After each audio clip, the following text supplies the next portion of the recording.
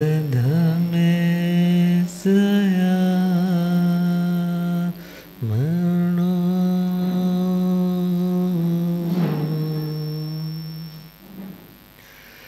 जे हाथ जोड़े गोरानो मेरी वंदना जे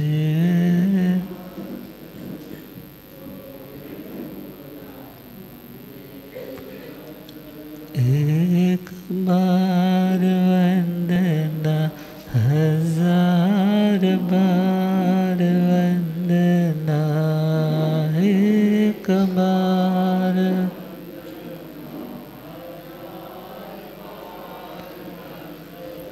लाख बार वंदना करोड़ बार वंदना लाख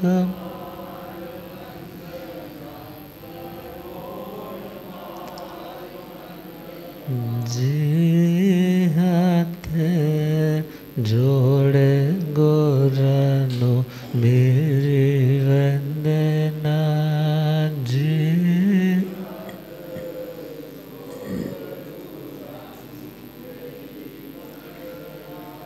प्रभु वीर की पावन कथा महावीर की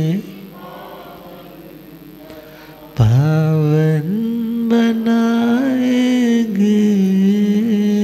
झड़ जाएंगे दुख जीवन के सावन ये लाएंगे सावन प्रभु वीर के पावन कथा महावीर के पावन बनाएंगे झड़ जाएंगे दुख जीवन सावन ये लाएंगे सावन हस्तिनापुर के पोटिल श्रेष्ठ लेते जिन दीक्षा लेते जिन दीक्षा लेते 32 रमणियाँ छोड़े सुन प्रभु वीर की हित शिक्षा प्रभु वीर की हित शिक्षा प्रभु वीर के संयम से अणोत्तर देवों के संयम से अणोत्तर समृद्धि आएगी झड़ जाएंगे दुख जीवन सावन ये लाएंगे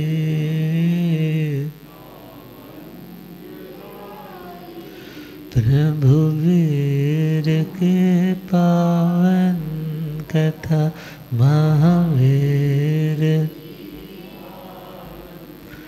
पावन बनाएंगे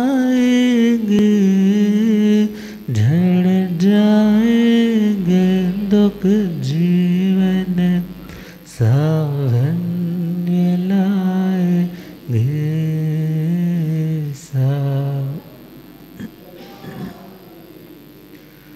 अनंत आनंद शांति के निकेतन शासनपति श्रमण भगवान महावीर स्वामी की पावन चरणारविंदों में हार्दिक भावना वंदन नमन। मेरे अंधेरे जीवन को रोशनी प्रदान करने वाले परम उपकारी आगम ज्ञान के भंडार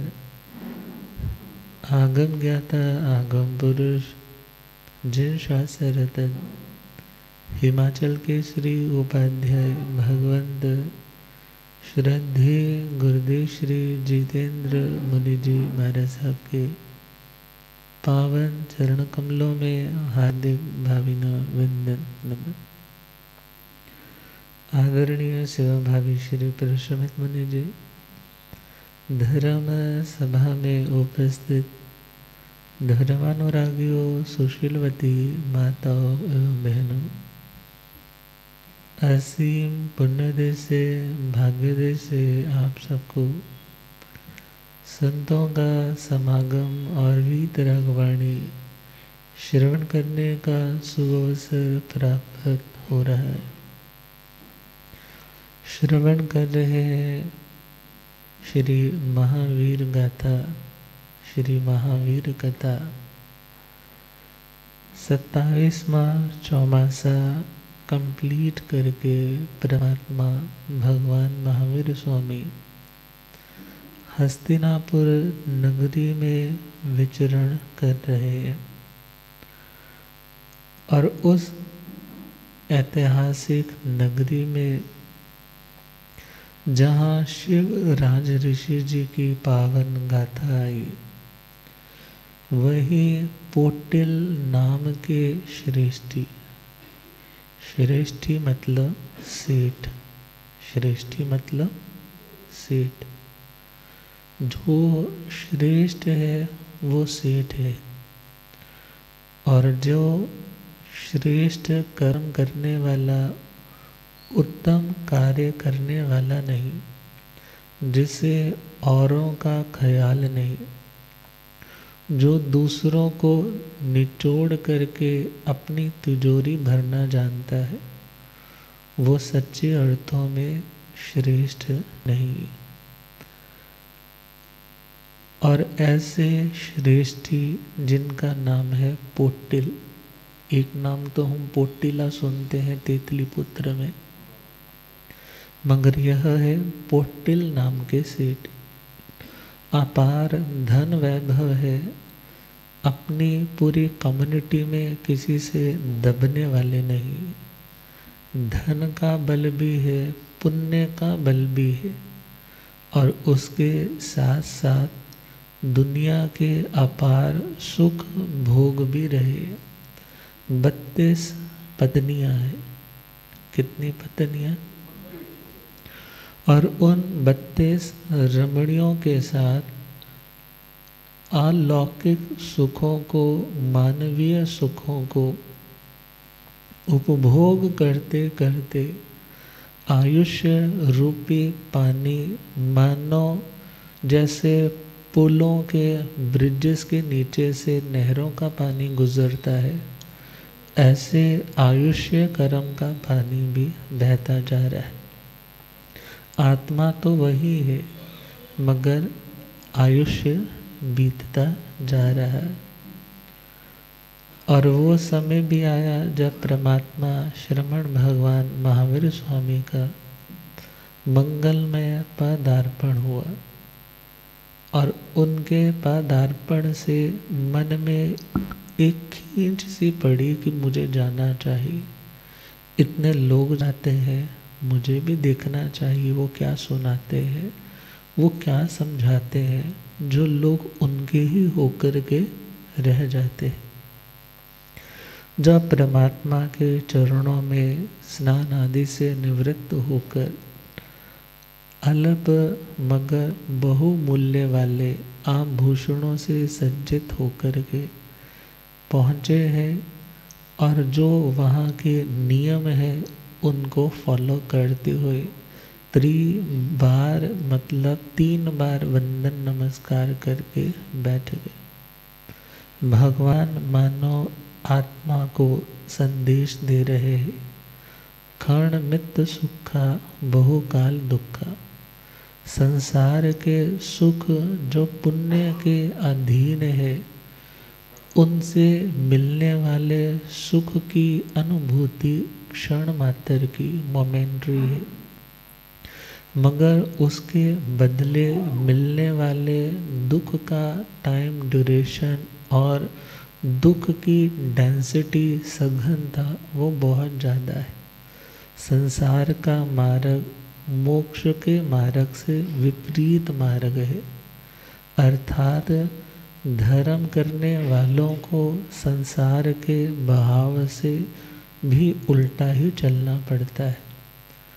भगवान समझा रहे हैं पुण्य खत्म हो रहा है, हे आत्मा पाप बढ़ रहा है। यदि यूं ही सुखों के उपभोग में अपनी लालसाओं को बढ़ाते चले गए तो याद रखना सुखों से आत्मा को उनका स्वाद लग जाता है, और जब स्वाद लग जाता है तो उन्हें पाने की लालसा भी बनी रहती है। मगर सुख अधीन है पुण्य के, पुण्य है तो सुख है, सुख भोगते रहे, नया कुछ पुण्य कोई धर्म की इन्वेस्टमेंट की नहीं। तो याद रखना यदि टैंकी में पानी नहीं भरा तो नीचे से टैप कितनी भी खोलते रहो, कब तक पानी आएगा? जब तक टैंकी में पानी है।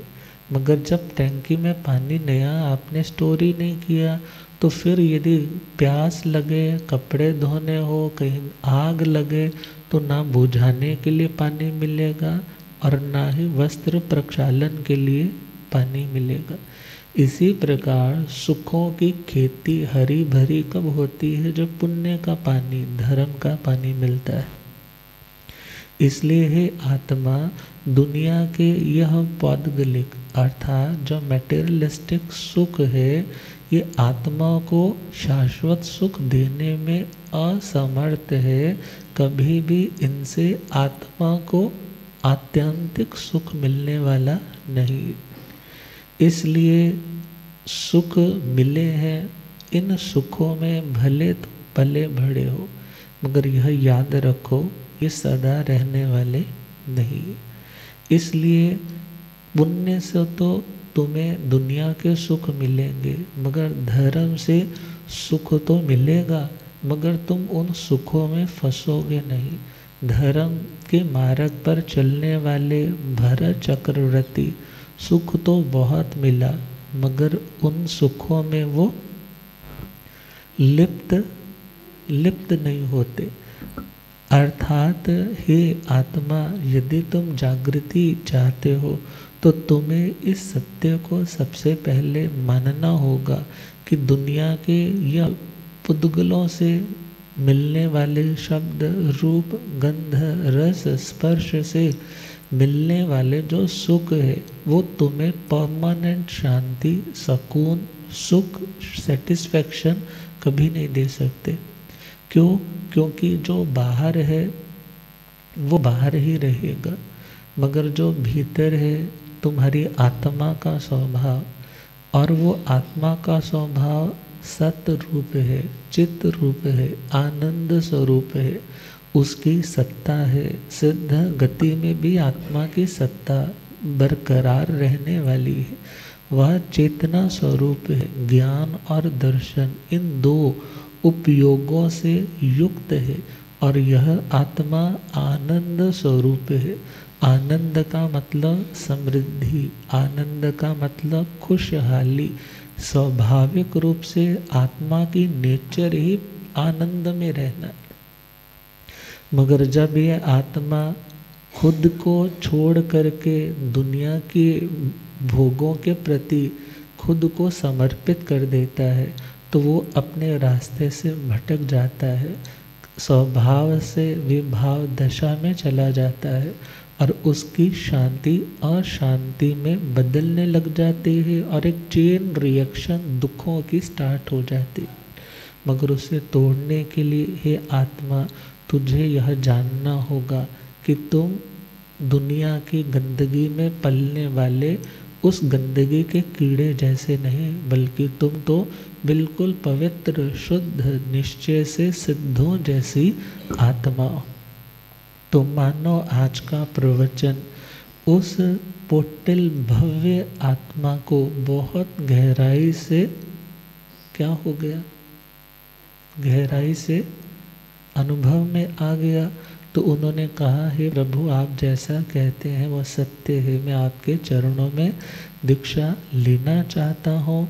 घर में जो बड़ा बेटा होगा उसको राज्य के अधिकार देकर, परिवार फैमिली के सारे अधिकार देख करके मैं साधु बनूँगा। उनकी दीक्षा होती है और साधना करते, 11 अंगों की आराधना करते, वो सर्व कर्म क्षय तो नहीं कर पाए, मगर अणुत्तरवासी 5 अणुत्तर विमान है और उन अणुत्तर विमानों में उनका जन्म होता है। एक जन्म लेकर के वो आत्मा सर्व कर्म क्षय करके महाविदय से सिद्ध होगी, बुद्ध होगी और मुक्त।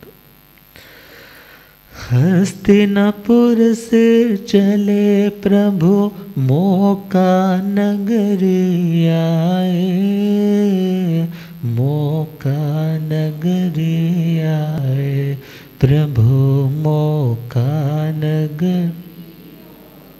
नंदन चैत्य में अग्नि भूति समाधान पाए, समाधान पाए, प्रभु से समा।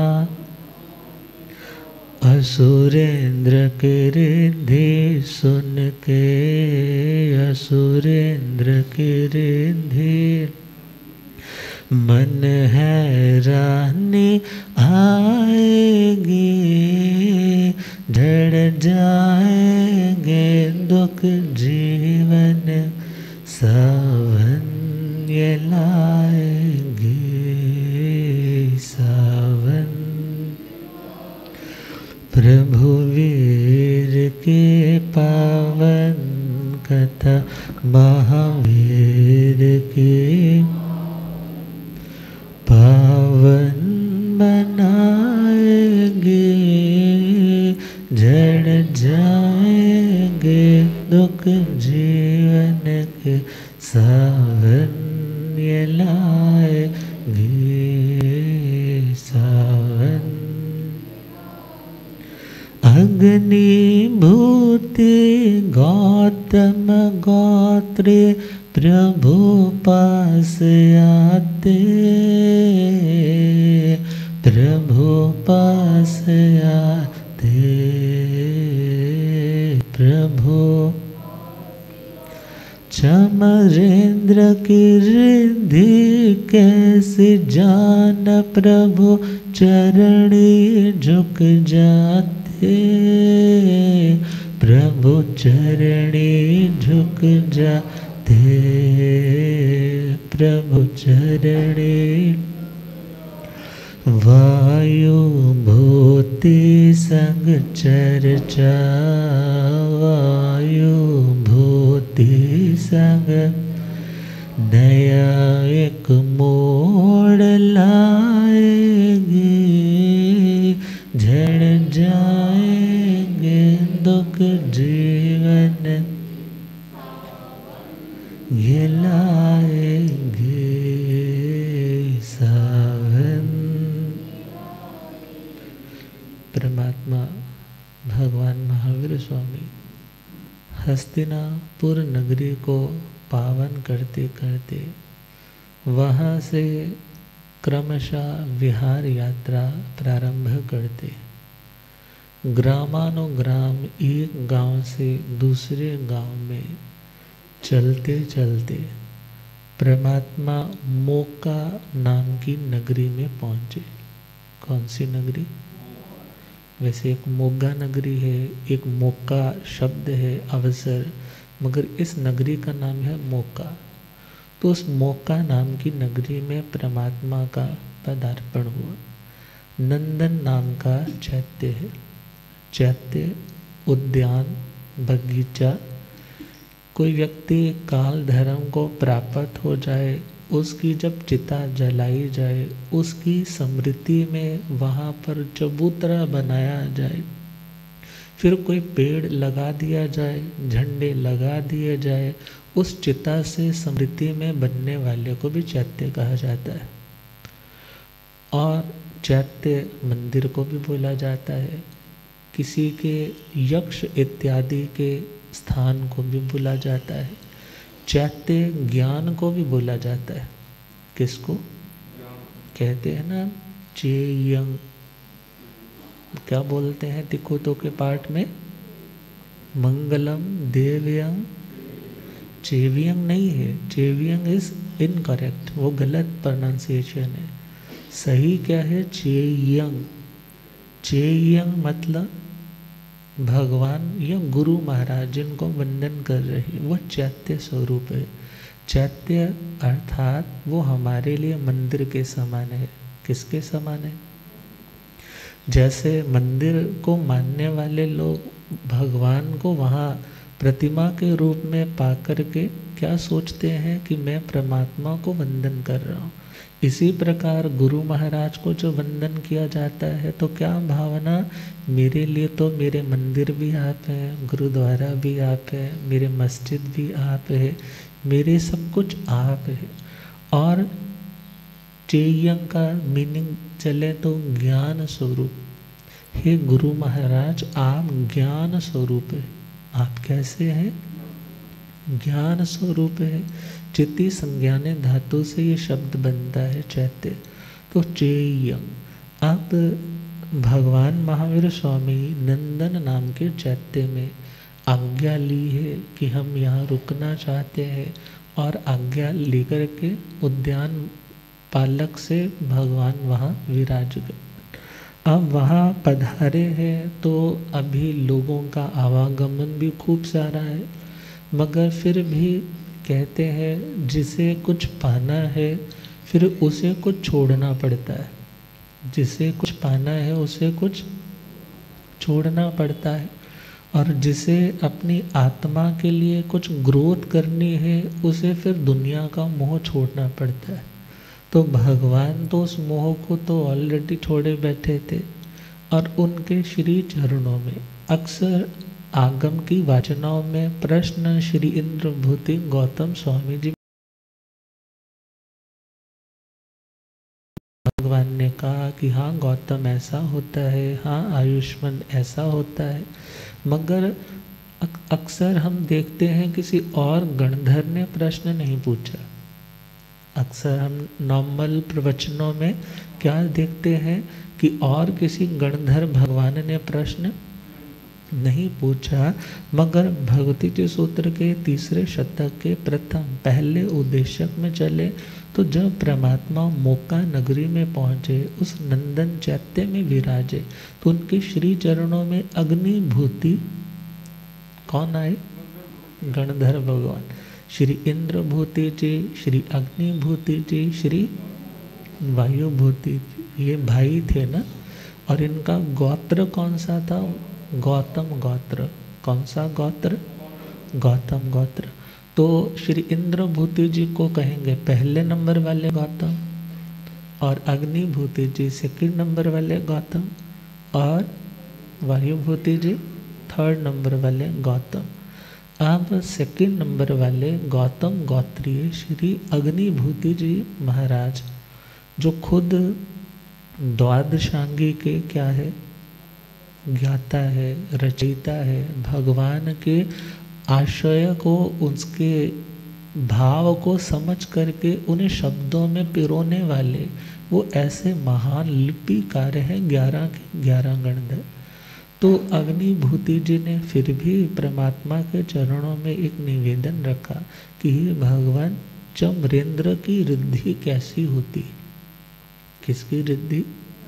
चमरेंद्र की रिद्धि। अब ये चमरेंद्र कौन है? जैसे आपसे कोई पूछ ले, भाई उस फलाना बंदे का कितना स्टेटस है, आप कहोगे भाई मैं तो जानता नहीं। मगर भगवान से तो कोई भी छुपा हुआ नहीं था। अब उन्होंने ऐसा प्रश्न भगवान से क्यों पूछा? क्या उन्हें नहीं पता था?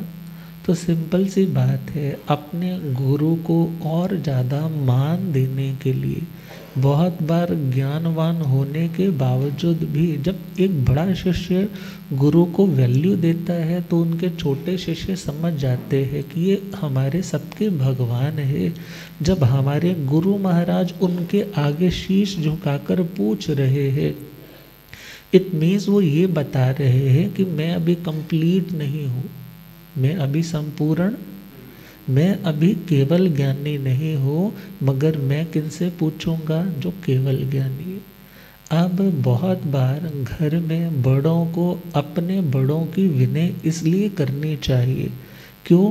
क्योंकि आपके बच्चे आपको फॉलो करते हैं, आपके बच्चे आपको देखेंगे ना। यदि आज आप माता पिता है, आप अपने माता पिता दादा दादी की रिस्पेक्ट नहीं करते हो तो आपके बच्चे भी उनकी रिस्पेक्ट नहीं करेंगे। और यदि आप देखते हैं कि बच्चे तो हमारे बड़ों के आगे भी बोलने लग पड़े, और जब आप उनको समझाते हो तुमने ऐसे उनको क्यों बोला, तो उल्टा आपको क्या हो सुनने को मिलता है? आप भी तो ऐसे बोलते हो, आप भी तो ऐसा ही बोलते हो। तो बड़े जब अपने बड़ों की विनय करते हैं, उनके साथ हम्बलनेस के साथ पेश आते हैं, कोई काम करना है तो उनसे पूछते हैं, तो याद रखना आपकी आने वाली जनरेशन आपके बड़ों का भी सम्मान करेगी और आपका भी सम्मान करे।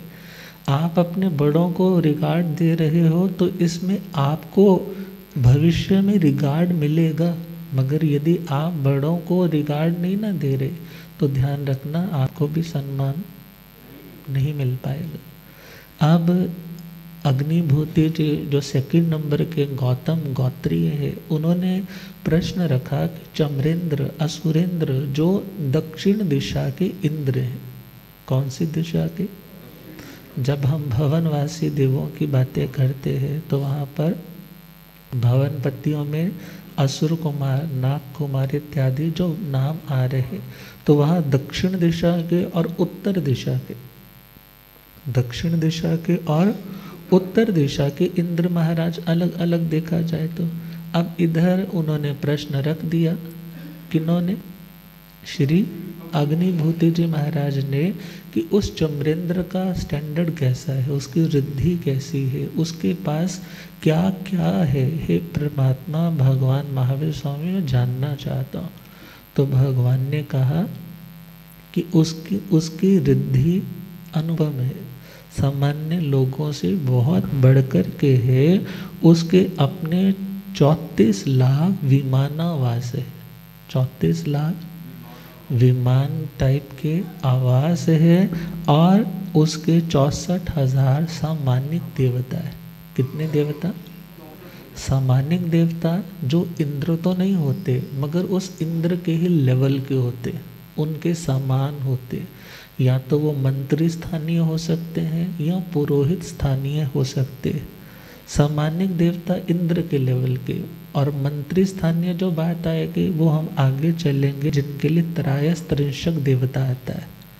त्रयस्त्रिंशक 33 त्रयस्त्रिंशक देवता जो मंत्री स्थानीय, हर काम में जिनको एक तरह से आगे रख कर के ही काम किया जाता है, और 5 उसकी अग्र महिषियाँ, और 3 तरह की परिषदा है, और 7 तरह की अनेक सेना है, और 2,56,000 आत्म रक्षक देवता है। कितने? 2,56,000 आत्म रक्षक। मतलब जैसे आजकल कोई ना कोई सीएम निकलता है, पीएम निकलता है, तो उसके आगे गाड़ियाँ होती है, कमांडो फोर्स होती है, ऐसे ही उनकी सुरक्षा बल में उनकी रक्षा करने वाले देवता कितने? 2,56,000 है। और उनकी व्याक्रिय की शक्ति कैसी है? क्योंकि देवता और नारकियों के पास जन्मजात व्याक्रिय लब्धि होती है। कौन सी लब्धि? व्याक्रिय मतलब विविध, विविध मतलब कई तरह के रूप बनाने की शक्ति होती है। मगर नारकियों के पास वैसी कैपेसिटी तो नहीं होती, मगर वो लोग तो एक दूसरे को मार काट के लिए तलवारों की, छुरियों की ऐसी भी कुर्बाना करते रहते। मगर देवी देवताओं के पास अपने अपने पुण्य के अकॉर्डिंगली वैसी शक्ति होती। अब उस शक्ति के माध्यम से वो तरह तरह के रूप बना सकते हैं। और कहा है कि वो यदि वक्रीय शक्ति का प्रयोग करे तो कितनी जगह में वो स्थान घेर सकते। तो भगवान फरमाते हैं वो पूरे इस जम्बू द्वीप को अपने माध्यम से मानो वक्रीय इतने शरीर बनाते जाए बनाते जाए बनाते जाए, तो ये पूरे के पूरे जम्बू द्वीप को क्या कर सकते हैं, भर सकते। और इस तरह से भर सकते हैं कि जैसे कभी मेला देखा होगा ना, जब मेले में पंजाबी में कहते हैं ना बंदे ते बंदा चढ़िया है, हाँ, अब एक के साथ दूसरा सटा हुआ, एक के साथ दूसरे का हाथ पकड़ा हुआ, एक दूसरे को पकड़ पकड़ के बीच भीड़ से निकलते जाते। अब इस तरह ठसा ठस पूरे जम्बू द्वीप को भरने की शक्ति रखते हैं। मगर शक्ति तो रखते हैं, कभी ऐसा करते नहीं। अब इस प्रकार उसकी रिद्धि के बारे में जब जानना, तो जानने के बाद कहते हैं ना, जब हमें कोई नॉलेज होती है तो हमारा मन करता है हम किसी से शेयर कर लें। अब शेयरिंग करने के कई कारण होते हैं। पहला, रिवीजन हो जाती। शेयरिंग का क्या फ़ायदा? पहला, आप आज कथा सुन के गए और आपने जाकर के घर में सुनाया कि आज महाराज जी ने ना देवताओं की उस रिद्धि के बारे में बताया। अब आप यदि कुछ पॉइंट नोट करके लेके गए हैं तो आपने वो सारी डिटेल खोल दी। अब उस रिवीजन से क्या हुआ, वो ज्ञान आपका पक्का हो। और दूसरा पॉइंट, व्यक्ति सामने वाले को इसलिए भी सुनाता है, ये भी बता सको भाई मेरा दिमाग ऐसा वैसा नहीं है, मेरे को भी कुछ आता है। और आगे चले, व्यक्ति दूसरे को इसलिए भी सुनाता है, चलो मेरे को तो समझ आ रहा है, मेरा तो भला हो ही रहा है, मगर यदि ये भी कुछ सुनेगा शायद इसके भी कुछ पल्ले पड़ जाए और इसको भी धर्म की समझ आ जाए। इसलिए वो सोचता है चलो हमें सुनाना चाहिए, भले ही सुनना नहीं भी चाहता, मगर इसको कोई ना कोई ज्ञान की बात हमें सुनाते रहना चाहिए। तो अग्निभूति जी अपना सुन करके परमात्मा से वंदना करके बड़ी भक्ति और भावों के साथ सेवक बनते, जैसा आपने कहा वैसा ही पहुंच गए वायुभूति जी के पास। किन के पास? वायुभूति जी 3rd नंबर के गौतम गौत्री हैं। आकर के कहने लगे चमरेंद्र की ऐसी ऐसी रिद्धि होती है, उसके 34 लाख विमानावास होते हैं, उसके पास ये समृद्धि होती है, वो इतनी विकुर्बणा कर सकता है। अब जैसे ही उन्होंने सुना तो मन में डाउट हो गया, पता नहीं ठीक है या गलत है। अब मन में जब डाउट आया तो डाउट को क्लियर करने के लिए भगवान महावीर स्वामी के पास पहुंच गए। और अक्सर कहते हैं कि यदि कोई सामने वाला कुछ पूछे ना तब तक हमें बोलना नहीं चाहिए। मगर वो तो महापुरुष थे, हम उनकी तो मिस्टेक कभी निकाल नहीं सकते। मगर हाँ, इतनी बात तो क्लियर हो गई कि वो दोनों गणधर है। मगर अग्निभूति जी ने उनको सुनाया कि ऐसा ऐसा होता है, तो उन्होंने चेक करने के लिए कहाँ पर भगवान महावीर स्वामी के सामने आकर के अर्जी भरी कि हे भगवान, ऐसा ऐसा मैंने चमरेंद्र की रिद्धि के बारे में सुना, क्या ऐसा ही है? तो भगवान ने कहा हाँ बिल्कुल ऐसा ही। क्या कहा? हाँ बिल्कुल ऐसा ही है। तो उन्हें अपनी गलती का एहसास हुआ। कौन सी गलती? कि मैंने गणधर होने के नाते, वो भी गणधर है, वो भी वेल क्वालिफाइड है, वो भी बहुत स्कॉलर है, वो भी सामान्य नहीं है, पूर्व देखा जाए साधना के बल से वो भी भगवान की हर बात को उसी प्रकार बताने में समर्थ हैं जैसे परमात्मा बताते। मगर मैंने उनकी बात पे क्या किया? डाउट किया। जाकर के क्षमा याचना की और फिर क्षमा याचना करके उनके साथ भगवान के चरणों में पुनः आए और पुनः आकर के फिर अगले क्वेश्चंस परमात्मा के चरणों में रखे। तो इधर पहले वालों ने तो दक्षिण दिशा के इंद्रों के बारे में प्रश्न रखे हैं अग्निभूति जी ने, और उत्तर दिशा के इंद्रों के बारे में श्री वायुभूति जी महाराज प्रश्न रखते चले जाते। फिर इसके बाद धरणेन्द्र नाग कुमारों का उनके बारे में पूछा जाता है कि इनकी रिद्धि कैसी है, इनके कितने विमानावास है, तो भगवान उनका भी बताते चले जाते। जब दक्षिण दिशा के बलिंद्र के बारे में पूछा तो कहा कि इनकी रिद्धि 30 लाख भवनावास है, 60,000 इनके सामानिक देवता है, और जम्बू द्वीप से कुछ अधिक क्षेत्र को ये वक्र शक्ति के द्वारा भरने में समर्थ है। मीन्स औरत का, स्त्री का, बच्चे का अलग अलग रूप बना करके पूरे जम्बू द्वीप और उससे कुछ अधिक क्षेत्र को ये क्या कर सकते हैं।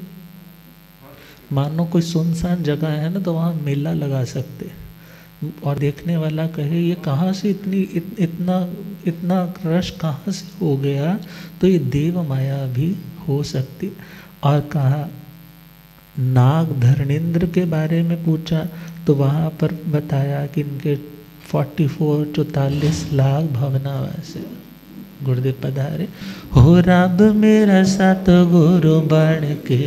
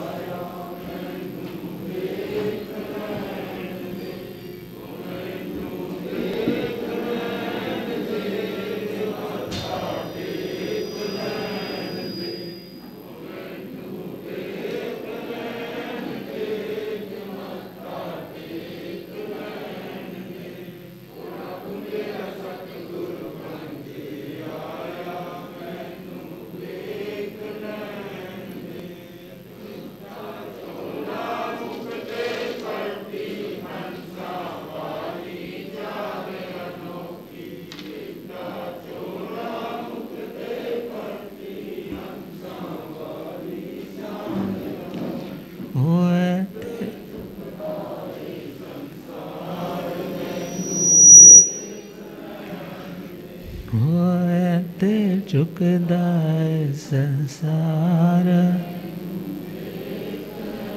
हो राम मेरा सतगुरु।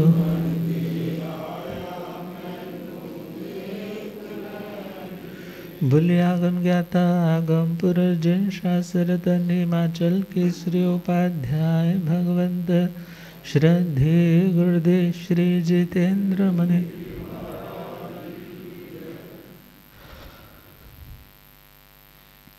तो जब उत्तर दिशा के बलिंद्र महाराज के बारे में पूछा तो वहाँ पर बताया उनके 30 लाख भवनावास है।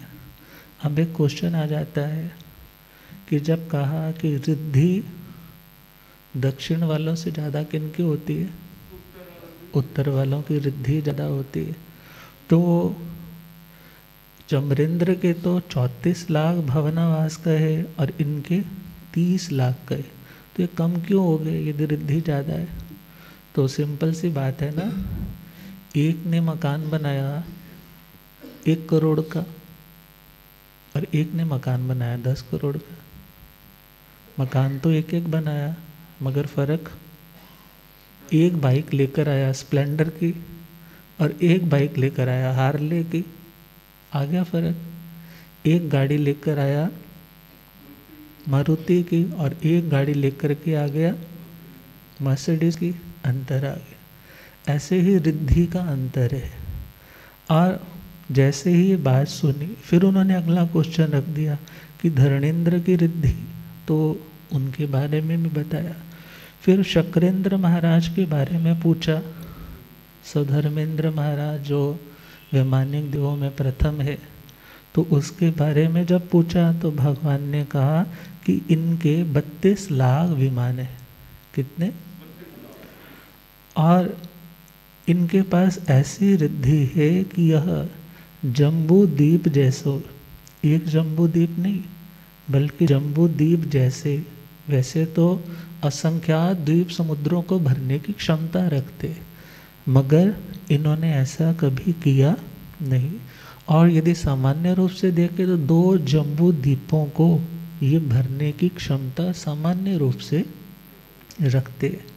और फिर आगे चलते चलते उन्हीं के टाइम, मतलब शुक्रेंद्र महाराज के टाइम ही एक अणगार, जो तिष्य अणगार थे, तिष्य अणगार जो बेले बेले तपस्या करते थे, और उस तपस्या के बल से उन्होंने 8 वर्ष की संयम पर्याय में सामानिक देवता का स्थान पाया। तो उनकी भी उनके समान ही रिद्धि का वर्णन यहाँ पर उन्होंने पूछा और भगवान ने बताया। फिर आगे बढ़े तो ईशानेंद्र महाराज की रिद्धि के बारे में पूछा, जो तांवली तापस थे, पूर्व भव में चले तो 21 बार जो चावलों को धो कर के बेले बेले पारणा करते थे, 60,000 वर्ष तक जिन्होंने साधना की थी।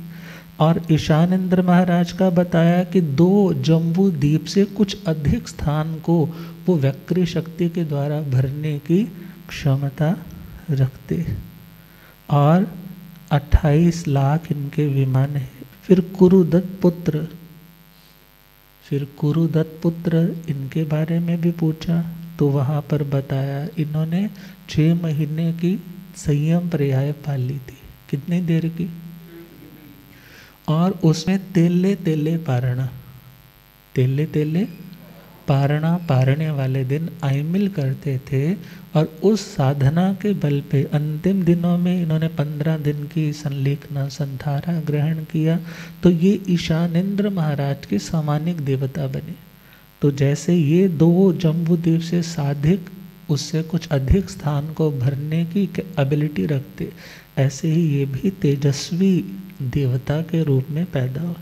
फिर परमात्मा से सनत कुमार के बारे में पूछा, तो वहाँ पर 4 जम्बूद्वीप जितने स्थान को भरने की एबिलिटी बताई।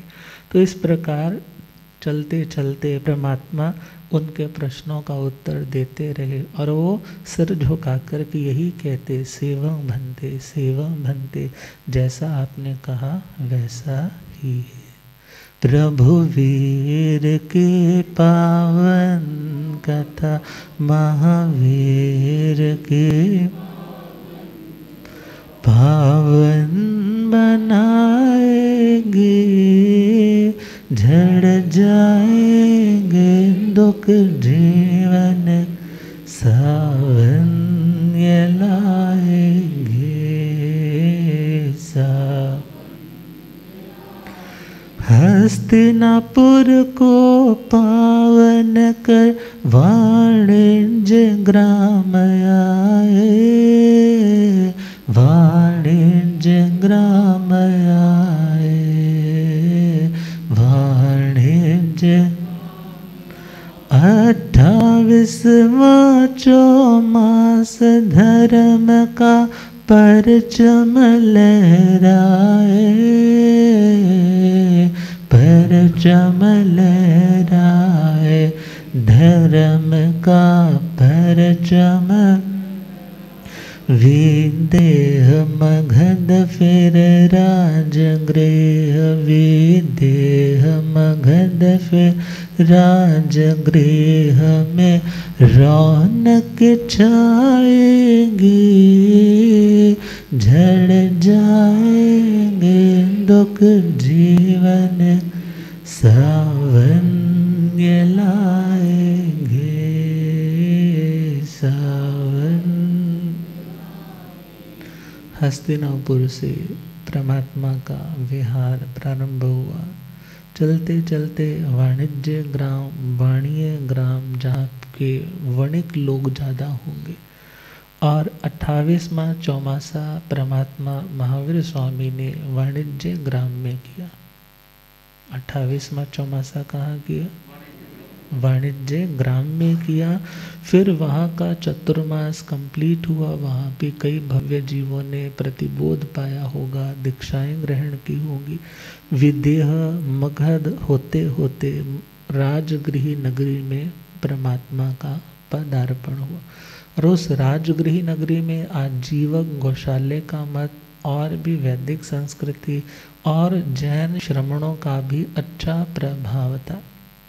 और वहाँ पर आजीवक मत के जो लोग थे वो स्थविरों के पास आकर के कभी कभी कोई चर्चा करते या कोई उपहास के रूप में व्यंग्य करते कि आपके लोग सामायिक करते हैं, सामायिक के टाइम तो बोलते हैं मेरा कुछ नहीं है, ये कोई परिवार मेरा नहीं, दुकान मेरी नहीं।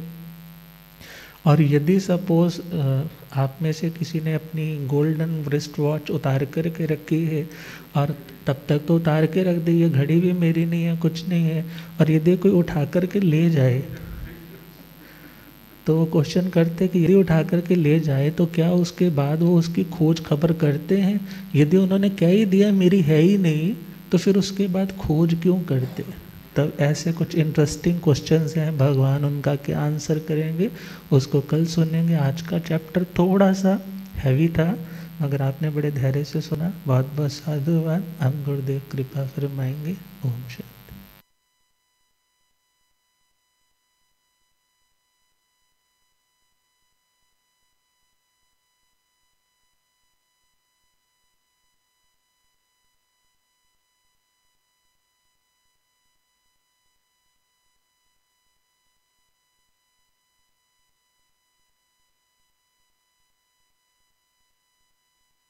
जीर्णवर्णे अनुरक्ता जीर्णवर्णं जे करन्ति भावेन अमला असंख्य